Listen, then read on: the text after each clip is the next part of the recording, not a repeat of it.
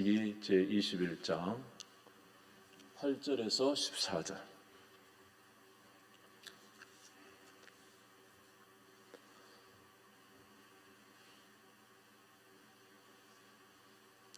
창세기 21장 8절에서 14절 말씀.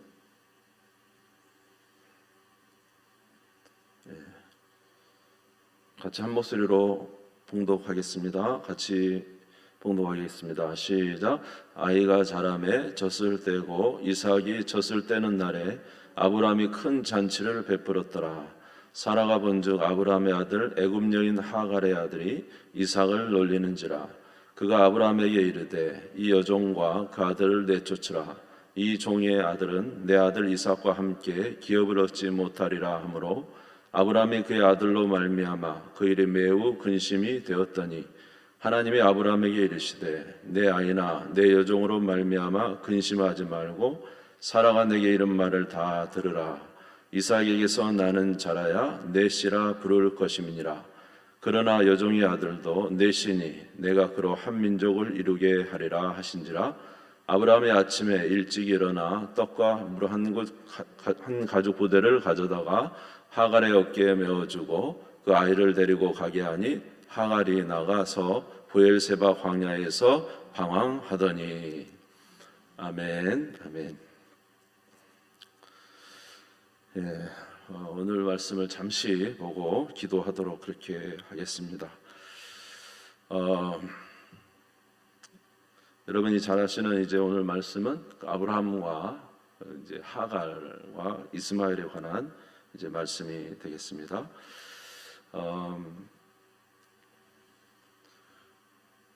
우리의 삶을 이렇게 편안하게 평탄하고 또 편안하고 또 주 안에서 이제 평강 가운데 살아간다는 것은 어떻게 살아가는 삶일까? 한번 여러분 생각해 보시면은 사실은 하나님의 뜻을 따라서 좀 어렵지만 인내하고 살아가는 삶이 우리의 삶을 진정으로 평탄하게 하는 것입니다. 그런데 이렇게 하나님의 뜻을 따라 살아가는 삶이 그렇게 쉽지는 않기 때문에 어려움이 왔을 때 하나님의 뜻을 부인하고 인간적인 방편을 찾아서 살게 되면은 그때 당시는 좀 편한 것 같죠. 그러나 뒤에 가면은 결국 큰 어려움을 만나서 그 선택에 대한 잘못에 대한 대가를 이제 톡톡히 치르게 됩니다. 하나님은 아브라함에게 말씀하시기를 네 몸에서 난 자가 자를 통하여 내 후손을 이어가겠다 이렇게 말씀을 하셨거든요. 그래서 창세기 15장 4절에 보면은 여호와의 말씀에 그에게 임하여 이르시되 그 사람이 내 상속자가 아니라 내 몸에서 날 자가 내 상속자가 되리라. 자, 이제 그 롯이죠. 조카 롯을 이제 떠나보내고 이제 결정하잖아요. 네가 자하면 내가 우하고 네가 우하면 내가 자하겠다. 이제 롯이 이제 소돔 쪽 방향을 잡고 떠나지 않습니까? 자기에게 있어서는 아브라함에 있어서는 마지막 남은 핏줄이었습니다. 사실은. 근데 이제 롯이 결국 떠나겠다고 하니까 이제 떠나 보내는데 그러고 나서 이제 아브라함이 낙심 가운데 있었죠. 그랬더니 하나님께서 아브라함이 나타나서 아브라함아 나는 너의 큰 상급이다. 그러니까 아브라함이 뭐라고 하냐면 하나님 나에게 무엇을 주시겠습니까? 저에게는 뭐 우양은 있지만은 나에게는 자식이 없으니까 내 몸종 엘리에셀이 나의 대를 이을 겁니다. 이렇게 이야기해요. 그러니까 이제 하나님께서 뭐라고 하냐면 엘리에셀이 네 후손이 아니고 네 몸에서 날 자가 내 후손이 될 것이다.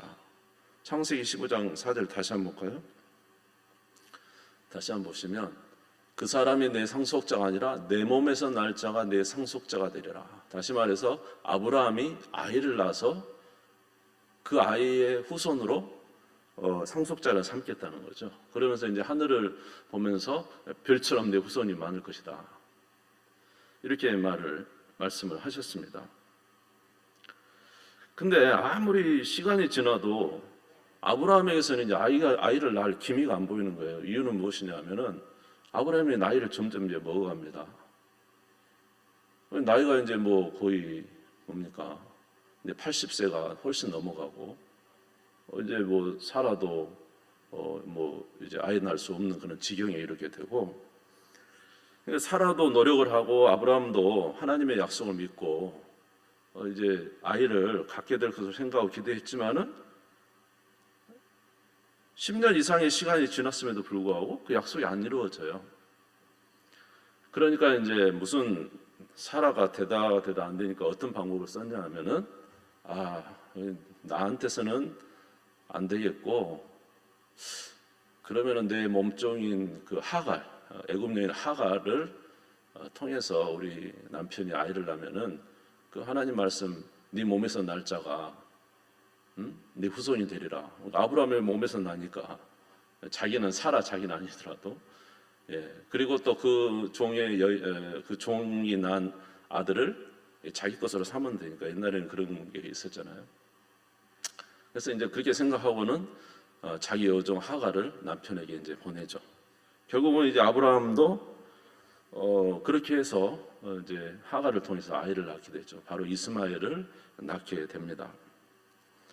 근데 이게 이제 문제가 되는 것은 무엇이냐 하면은, 이제 하나님의 뜻 가운데 그 일이 진행된 게 아니라 어디서 나온 생각이에요? 지극히 인간적인 방법으로 그 일을 했다는 거죠. 지극히 인간적인 방법. 뭐 그 내용은 참 좋아요. 하나님 말씀이 이루어지는 것처럼 보이니까. 그렇지만 그것이 하나님이 이루신 게 아니라 누가 이룬 거예요? 자기 지혜로 했잖아요. 자기 지혜로. 그래서 이제 그 아이를 이제 낳고 나니까 좋을 줄 알았는데, 좋아요, 안 좋아요?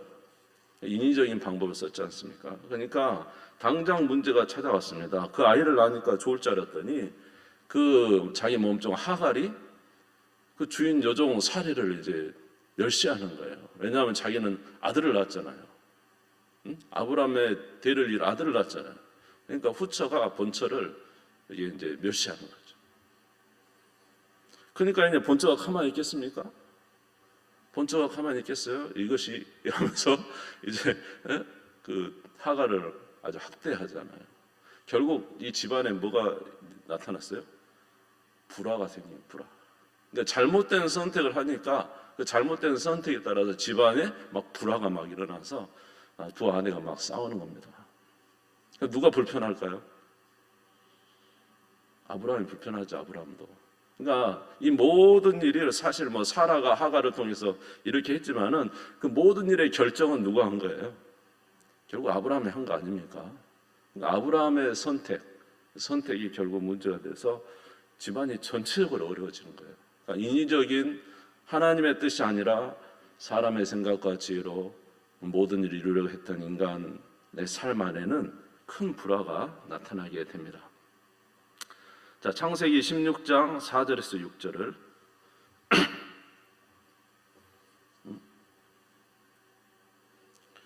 창세기 16장 4절 있죠. 같이 읽겠습니다. 시작. 아브라함이 하갈과 동침하였더니 하갈이 임신함에 그가 자기의 임신함을 알고 그의 여주인을 멸시한지라.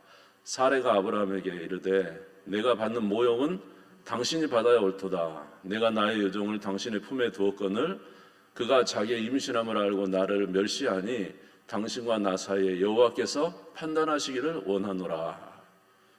아브라함이 사라에게 이르되 당신의 여종은 당신의 수중에 있으니 당신의 눈에 좋은 대로 그에게 행하라 하매 사레가 하갈을 학대하였더니 하갈이 사레 앞에서 도망하였더라. 그러니까 이제 여종은 또 본처를 멸시하고 본처는 이제 그 하갈을 학대하고 부인들끼리 싸우니까 이 아브라함도 마음이 엄청 좋지 않았죠. 그러니까 이런 결국은 이제 그 가정에 문제가 생기게 된 것을 우리가 알 수가 있습니다.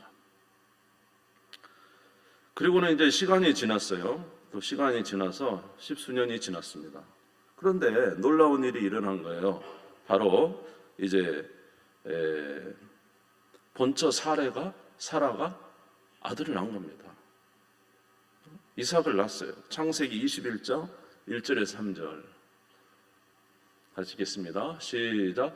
여호와께서 말씀하신 대로 사라를 돌보셨고 여호와께서 말씀하신 대로 사라에게 행하셨으므로 사라가 임신하고 하나님이 말씀하신 시기가 되어 노년에 아브라함에게 아들을 낳으니 아브라함이 그에게 태어난 아들 곧 사라가 자기의 낳은 아들을 이름하여 이삭이라 하였고.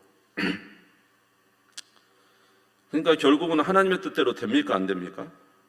어차피 하나님 뜻대로 될 건데 못 기다린 거죠. 참지 못했어요. 인내하지 못했어요.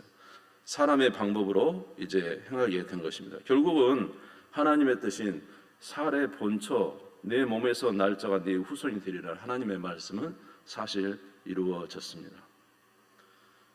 그런데 문제는 뭐냐면은 이런 상황 속에서 이제 이 이스마엘은 어떻게 되느냐 하는 것입니다. 근데 이삭이 젖될 때 이스마엘이 또 이제 이삭을 놀립니다.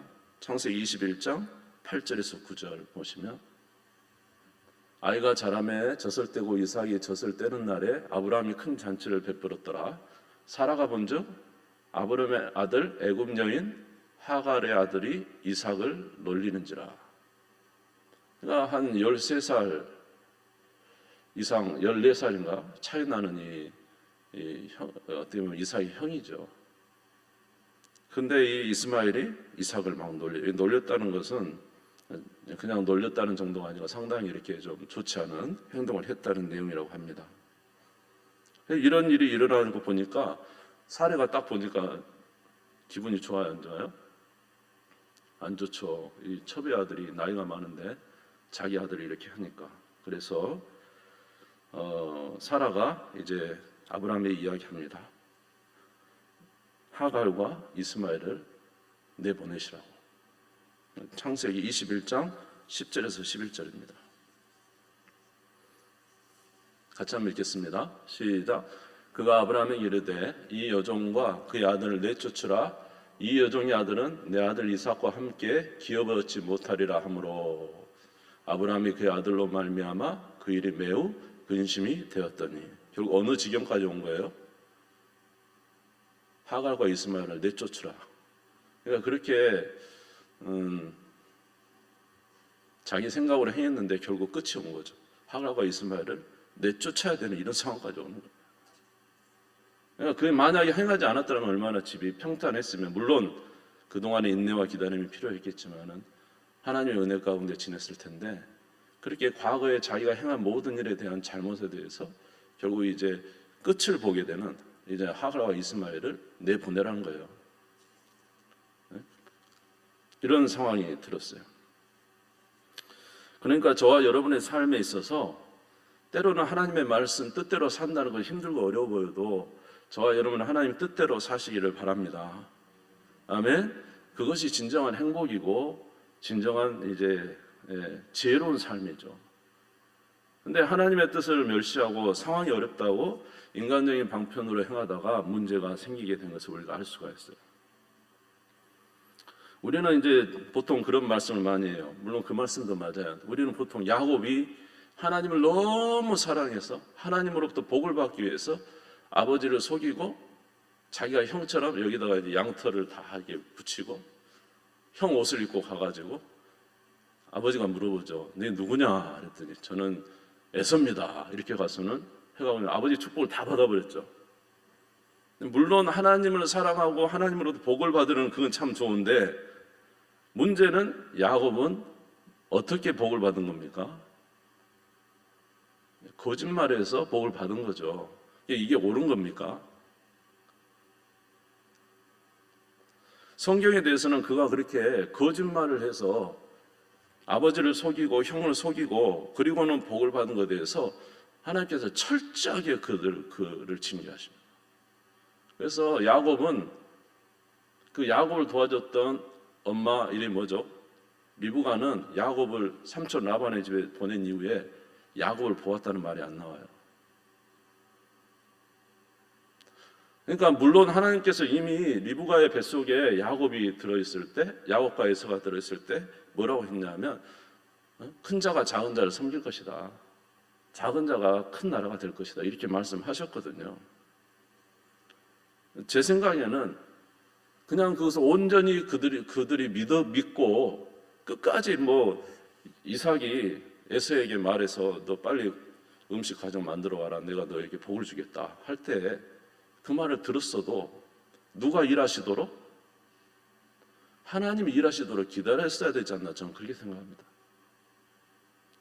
근데 자기 인간적인 방법으로 야 이거 이러다가는 에서한테, 저 하나님을 섬기지 않는 에서에게 축복권이 넘어갈 것 같으니까 리브가가 자기 아들 야곱에게 아버지 속이고 짐승 양을 잡아오고 그래서 복을 받게 하는데, 하여튼 하나님으로부터 은혜를 받으려면 그건 참 좋지만 문제는 그 방법론에 있어서 잘못했다는 거죠. 그래서 이 리브가는 그때 이후로 야곱을 전혀 보지 못하고 결국 죽어요. 아들 못 보고.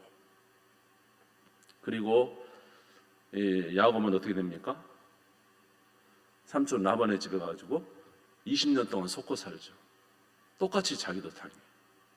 그래서 이제 첫날 밤 갔는데 라헬을 위해서 7년을 수고했는데 레아가 있고, 그 다음에 라헬을 위해서 다시 7년을 일해야 되고, 20년간 삼촌 라반의 집에 있으면서 10번의 자기 그걸 다 바꿔버리잖아요. 고생 20년간 하고, 그리고 나서는 이제 누구한테 또 속습니까? 자기 자녀들한테 속죠. 요셉을 팔아놓고는 짐승에게 잡혀 죽었다라고 거짓말 하잖아요. 자기 자녀들한테 속고 계속 속습니다. 자기가 잘못한 것에 대해서 하나님께서 철저하게 징계하시는 것을 우리가 알 수가 있어요. 그러니까 사실 저의 생각이 옳은 건지는 잘 모르겠습니다. 저는 그런 생각이 들더라고요. 아무리 하나님께서 지금 에서가 이렇게 복을 받으려고 하는 순간일지라도 하나님께서 야곱을 통해서 일하시기로 하셨다면 그들이 좀 더 믿음을 가지고 하나님의 역사하심을 기다렸다면 어떻게 되었을까? 저는 그런 생각이 들죠. 그러면 야곱의 삶이 좀 더 평탄하지 않았을까? 저는 그런 생각을 해봅니다. 여러분, 하나님을 끝까지 신뢰하고 인내하는 것이 복입니다. 아멘. 성경에는 그런 인물들이 많죠. 처음에는 하나님을 신뢰했다가 나중에 가서는 상황이 어려우니까 다 이제 던져버리고 인간적인 방법으로 모든 것을 행해요. 결국은 나중에는 끝이 좋지 않은 것을 우리가 많이 봅니다. 자, 오늘 보니까 여기도 보면은 아브라함도 그가 결단한 그 일에 대해서 마지막에 이제 그 끝이 결국은 자기가 낳은 이스라엘 16년, 17년을 키웠던 아들을 다시 내보내야 돼요. 그리고 자기 아내, 비록 첩이지만은 아내도 지금 내보내야 되는 그런 상황이 왔어요. 그러면 이런 상황에는 어떻게 해야 될까? 이런 상황이 왔을 때 비록 우리가 연약함으로 잘못된 선택을 해서 이제 잘못된 상황들이 왔어요. 이럴 때 우리는 결단을 어떻게 해야 될까요? 이때라도 하나님의 말씀에 순종하여 결단하기 시작해야 된다는 것입니다. 따라서 볼까요? 하나님의 뜻에 따라 결단하며 살라. 할렐루야. 우리 연약함 때문에 왔다면은 또 그런 결과가 있더라 하더라도 그때 주께서 원하시는 뜻대로 행하라는 거예요. 여러분 그 역대하 말씀에 보면은 에스라 말씀에 보면은 그런 말씀이 있죠. 에스라가 이제 이스라엘 백성들이 바벨론에서 다 돌아왔잖아요. 그래서 성전을 지었는데 율법을 가르쳤단 말이에요. 나중에 이제 다시 본국에 갔다가 돌아오니까요. 세상에 지금 포로에서 돌아온 백성들이 또 이방 여인을 데려다가 자기 아내를 삼았어. 아이까지 낳는 사람도 있고. 그러니까 에스라가 얼굴이 뜨뜻해갖고 하나님 앞에 무릎 꿇고 정말로 이거 어떻게 해야 되냐 그러고 있었어요. 그러고 있는데 그 중에 몇 명의 사람이 에스라에게 찾아와서 말하기를 우리가 하나님 앞에 범죄했으니까 우리가 이걸 해결하렵니다. 어떻게 하려느냐? 제가 외국인 이방인 여인들 다 돌려보내겠습니다. 그리고 아이까지 다 돌려보내겠습니다. 하나님께서 이방 여인과 결혼하지 말라고 했는데 우리가 이 법을 어겨서 과거에 우리 조상들도 그렇게 어겼기 때문에 우리가 나라를 망해서 이렇게 됐는데 또 포로에서 돌아온 우리가 이렇게 했으니까 우리가 다시 돌이켜서 하나님 말씀에 순종하면서 그렇게 하겠습니다. 정말 어려운 결단이잖아요, 여러분. 그렇지 않아요? 저는 참 이분들 대단하다고 생각해요. 여러분 생각할 때 우리가 어떤 예를 들어 뭐 그렇지 않지만은 어떤 아내를 얻어서 아이까지 낳았어요. 근데 이 하나님 법에 틀리니까 내쫓으라, 다 돌려 쫓아낸다는 거예요. 하나님 말씀대로 순복하겠다는 거예요. 이게 대단하죠? 저도 대단하다고 생각합니다. 근데 이때는 이 시기에는 그런 신앙이 있었어요. 에스라 10장 11절에서 12절에 보면은 그 말씀이 나와 있어요. 같이 한번 읽어봅시다. 시작. 이제 너희 조상들의 하나님 앞에서 죄를 자복하고 그의 뜻대로 행하여 그 지방 사람들과 이방 여인을 끊어버리라 하니 모든 회중이 큰 소리로 대답하여 이르되 당신의 말씀대로 우리가 마땅히 행할 것이니이다. 그리고는 일일이 사람 명단을 다 기록합니다. 성경에 다 기록되어 있어요. 그 사람 명단들이. 그리고는 인을 친다고. 하나님 말씀대로 살겠습니다. 인을 친다. 대단한 거죠. 그러니까 우리가 알기로 저희가 알기로 신앙의 가장 큰 부흥은 정확한 회개를 하는 때. 그러니까 우리가 평양 대부흥운동 일어났다 그랬잖아요. 그때 부흥은 회개 운동이었거든요. 한 선교사가 자기가 하나님 뜻대로 행하지 못하고 자기 욕심대로 행한 것을 이렇게 고백하고, 어떤 장로님은 친구 돈 길선주 목사님 친구 돈 이렇게 유용한 거에 대해서 회개하고 막 회개가 전 회개가 일어나가지고 제가 알기로 일주일 동안 거의 모든 성도들이 나와서 자기 죄를 다 고백 앞에 나와서 참 대단한 그 고백들이 있었다는 거죠. 그러니까 진정한 부흥은 회개, 무엇으로 돌아가자고? 하나님의 말씀으로 돌아가자는 회개가 있을 때 진정한 부흥이 있었다라는 것인데, 바로 이 에스라 때는 그런 일이 있었다는 것입니다. 그래서 에스라 때 부흥에 대해서 우리가 좀 볼 수가 있죠. 자, 그래서 이제 사레가 그 아브라함에게 빨리 하갈과 이스마엘을 내보내라는 거예요. 그러니까 이렇게 말을 하고 고민하고, 이제 아브라함이 근심이 되지 않겠습니까? 16년을 키운 아들, 그리고 자기 아내잖아요. 애굽 여인이지만 보내려니까 너무 마음이 아픈 거예요. 그런데 하나님이 뭐라고 하시냐면 창세기 21장 12절에서 13절, 21장 12절에 13절 같이 읽겠습니다. 시작. 하나님이 아브라함에게 이르시되 내 아이나 내 여종으로 말미암아 근심하지 말고 사라가 내게 이른 말을 다 들으라. 이삭에게서 나는 자라야 내 씨라 부를 것임이니라. 그러나 여종의 아들도 내 씨니 내가 그로 한 민족을 이루게 하리라 하신지라. 할렐루야. 하나님이 뭐라고 하냐면 내보내라는 거예요. 내보내라. 사라의 말을 들으라. 왜냐? 너의 후손은 이삭으로 난 자라야 네 후손이 될 것이다. 이 말씀을 했거든요. 그리고 뭐라고 하나님 말씀하시냐면 두려워하지 말고 보내라는 거예요. 이스마엘과 하갈을. 그래서 보낼 때 어떻게 보내냐 하면은 물 한 가죽 분대하고 떡 조금 해서 보내요. 지금 아브라함 부자입니다.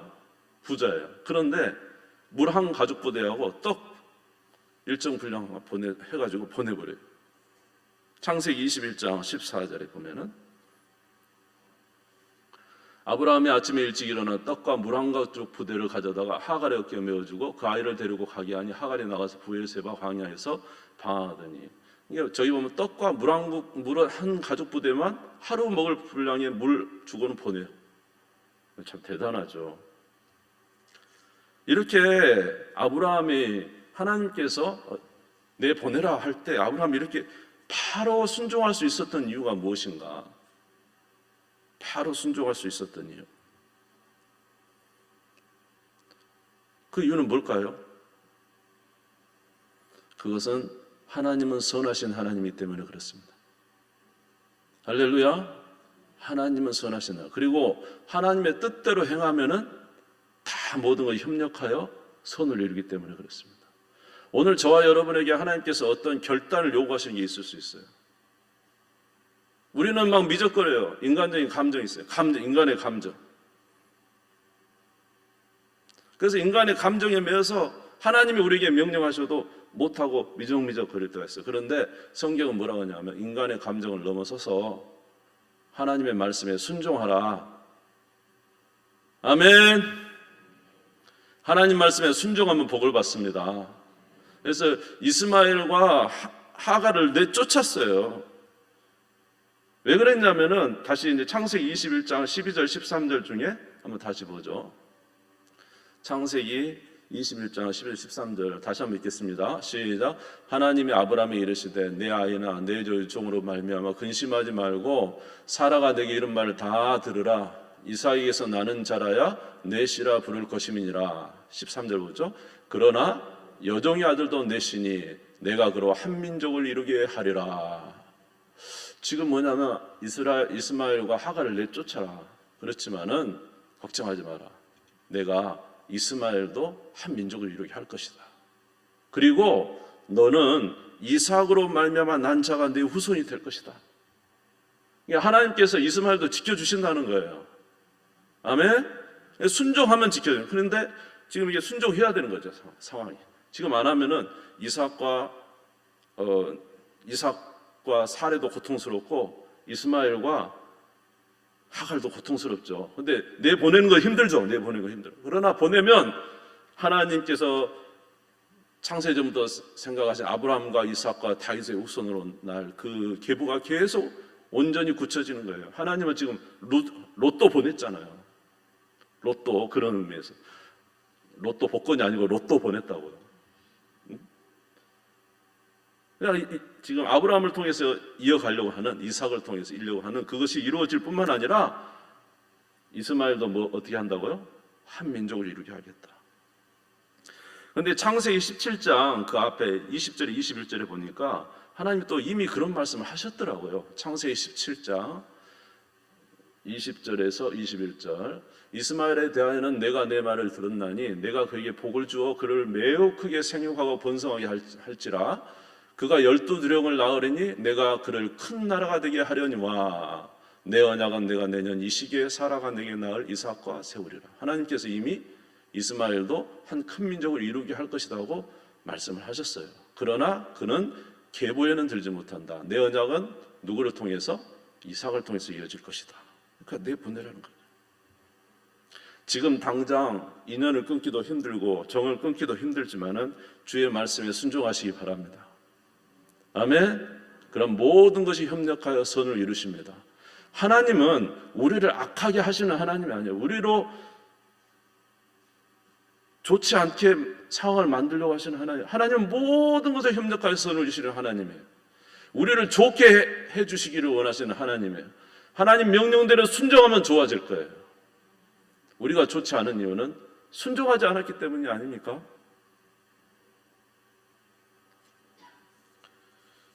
그러므로 주님께서 주시는 시간에 이러한 결단을 행하는 우리가 되시기를 주의 이름으로 축원합니다. 오늘 저와 여러분에게 하나님께서 결단하라고 하시는 내용이 어떤 게 있습니까? 우리 각자 다 틀릴 수 있죠.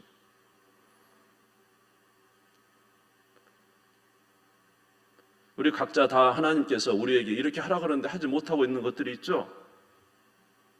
그런데 그것이 힘들다고 생각하지 마시고 결정하시기 바랍니다. 아멘. 오늘 기도하다가 하나님 앞에서 아직도 내가 해결되지 않은 것이 있다면은 이제 결정을 하세요. 주의 말씀에 순복하겠습니다. 자녀로 인해서 혹시라도 아직도 자녀에 대한 그 연민이 막 남고, 아니면 내 형제 가족에 대한 연민도 아직 남아 있어요. 어떤 그런 분도 있더라고요. 남편에게 아주 목을 매는 분이 있어요. 물론 남편이 중요하죠. 그렇지만 이제 누구보다 더 중요하면 안 돼요. 네? 뭐 그래가지고 나중에 알고 봤더니 남편이 자기에게 아주 대단한 사람이라. 그래서 항상 불행해, 남편 생각하면. 그게 아니라 누구를 사랑함으로 인해서, 하나님을 사랑함으로 인해서 남편에게 모든 은혜로운 삶을 이렇게 제공할 수 있는 게 우리잖아요. 네? 그런 분도 있다고 그래요. 자녀 때문에 모든 그 정이 그냥 다 있어서 하나님 주신 은혜는 온데간데 없고 오로지 온통 자녀에게 모든 신경이 다 쏟아져 있어. 그래서 자녀의 모든 것이 내 행복이야. 하나님께서 주시는 행복이 나의 진짜 행복이 아니고, 하나님께서 오늘 나에게 주시는 그것이 나의 진정한 행복이 아니고, 내 자녀가 어떻게 되냐, 이게 온통 나의 모든 걸 주장하고 있어요. 이 문제인 거죠. 그러니까 하나님 뭐라고 했냐면은 네 자녀 내 보내라 이럽니다. 이제 네 자녀 내 보내라 이렇게.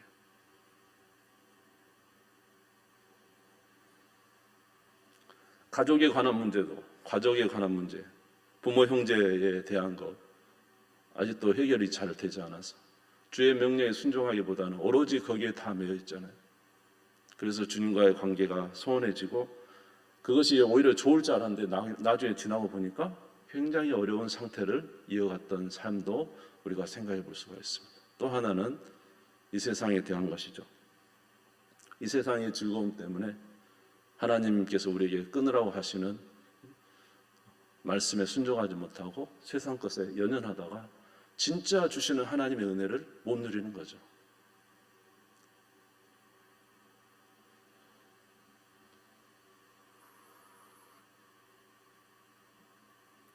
그러니까 우리가, 여러분도 그러잖아요. 남편과 아내도 결혼할 때 어떻습니까? 결혼할 때 그 사랑은 완전히 불만에 정말로 이 사랑으로 끈끈해져야 되잖아요. 어떤 것도 개입이 되면 안 되잖아요. 하나님과 우리 사이의 관계도 하나님과 우리 사이가 가장 중요한 것이죠. 그 어떤 것도 그 사이에 끼어들 수가 없는 거예요. 그래서 우리가 하나님과의 관계를 잘 유지하기 위해서는 사실은 우리 가운데 끊어야 될 많은 것들이 있다는 거죠. 그것이 각자 다 틀릴 수 있지만은 그것을 끊어내고, 오늘 내보내라 하는 주의 명령에 따라서 내보내고 누구를 취하는 거예요? 하나님의 말씀을 취하는 것이죠. 하나님의 뜻을 취하는 것이죠. 그런데 그 하나님은 어떤 하나님이시라고요? 선하신 하나님, 복되신 하나님, 우리에게 모든 것을 협력하여 선을 이루신 하나님. 성경에도 그런 말씀이 있죠. 너희는 먼저 그의 나라와 그의 의를 구하라. 그리하면 이 모든 것을 너희에게 더하여 주시리라. 주님의 뜻대로 살면은 주님께서 나머지는 해결하시겠다는 것입니다. 주 뜻 안에 거하는 우리가 되시기를 주의 이름으로 축원합니다. 오늘 기도를 통해서 하나님의 귀한 뜻이 무엇인가 다시 한번 생각해 보기를 바라고, 여러분의 삶에서 하나님의 은혜가 더욱 충만하시기를 주의 이름으로 축원합니다. 우리 주님 샘물 읽고 다 같이 기도하겠습니다.